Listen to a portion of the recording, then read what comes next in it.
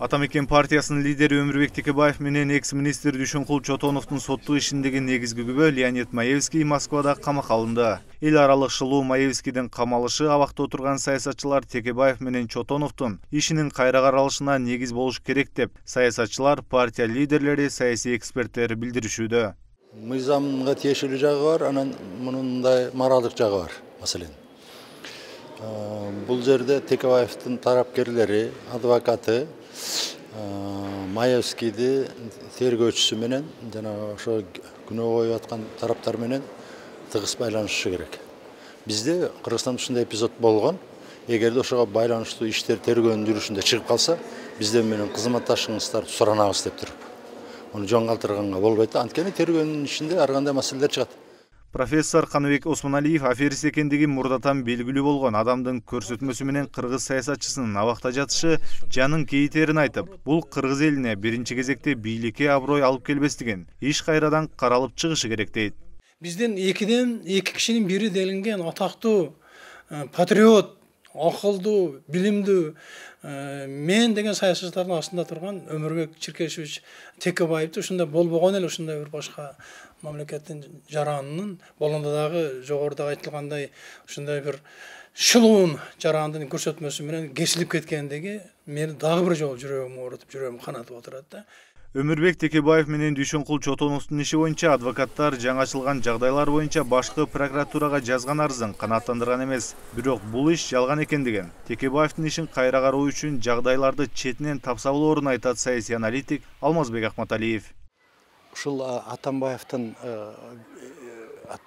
доорунда 6 жылдын ичинде менин оюмча ошол Өмүрбек Текебаевга жасаган мамилеси, кыянаттык мамилеси эң бир ыплас иштердин бири болду деп эсептейм.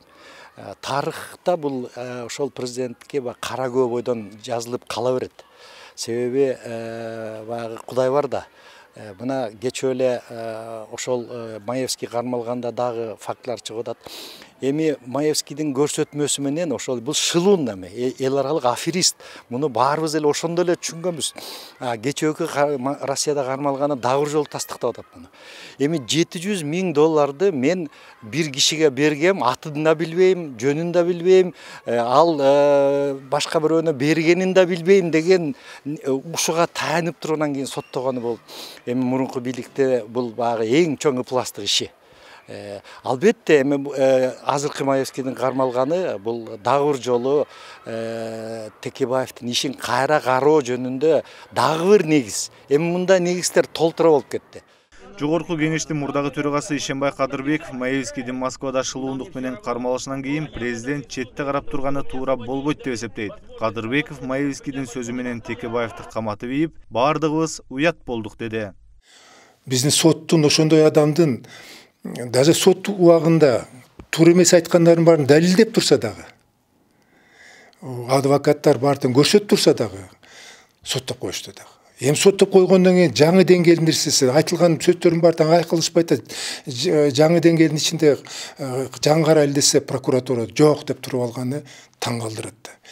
Мен бир үмүтүм бар. Ушу Маевскийдин ушундай адам экени билинип калгандан кийин президент дагы укук ушундай турбайбы деп тегерегинде турган аппаратка барына тегип карап көргүлөчү дагы бир. Мыйзам чегинде акыйкаттык менен карап көрчү эле деп сунуш кылса, анда мен президентке чоң баа берет элем. Мына ушундай бүгүнкү ситуацияга жараша ажо өзүнүн сөзүн айтыш керек. Ошондо Текебаев Өмүрбек Чиркешев жөн адам эмес да. Бул партиянын лидери. Бул керек болсо Кыргызстандын конструкциясын түзгөн, мамлекеттүүлүктү түптөгөн адамдардын бири да. Ал жөн адам эмес. Анан кийин башка мурунку ажо саясаттын таарынып, саясаттын деңгээлинде каматып отса, жаңы келген киши караш керек эле да. Мен үмүтүм бар, ушу карап коет го деп. Тем более ачылып калды. Уят эле болуп калдык баарыбыз. Маевскийдин Москвада кармалышы боюнча парламенттеги Атамекен жана Өнүгүү Прогресс фракцияларынын лидерлери билдирүү таратып, Текебаевдин иши кайра каралышын талап кылышты. Шейшемби күнү парламентте бул маселе көтөрүлөрүн депутат Алмамбет Шыкмаматов билдирди.